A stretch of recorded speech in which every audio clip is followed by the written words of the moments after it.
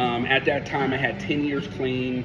I had just finished a bachelor's, and I was in my master's as a marriage family therapist, going to be a therapist. And something put on my heart, like, you need to help the people that were in your situation. And so I decided to open up a business called Change Point.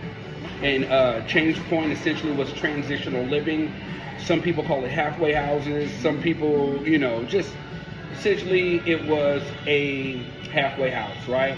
If you think about it, when everybody was shutting down their businesses, I decided to open up the most craziest one you can open up, which is a community living structured business. So I opened up something similar, but for those transitioning out of prison, off of the streets, or wanting to, get off of drugs, which breaks down to like $55 per day.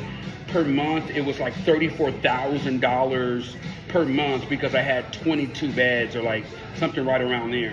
So it was more money than I ever seen. God bless me because I felt like it was kind of a Noah situation. Like, I'm building something in a space where you ain't supposed to build it. What are you doing building this? You're supposed to be shutting down and hiding underneath the cover. So yeah. You were being obedient. I was being obedient, yes. Definitely. Would you say this was the peak of your journey?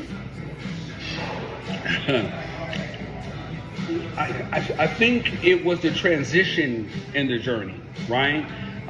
Because prior to, the biggest part of my journey was going from someone that actively used drugs every day to change the way that he felt to somebody that was completely clean, meaning that we don't use, we don't drink, we don't do anything, right? And so that was a huge transition. Then the other transition was learning how to live just for the day, right? Learning how to be able to not future trip or go into the future or go into the past too much. And there was a lot of different stuff like that. I love that you said it was a transition because you definitely have to sometimes walk the walk before you can talk the talk. You know what I'm saying?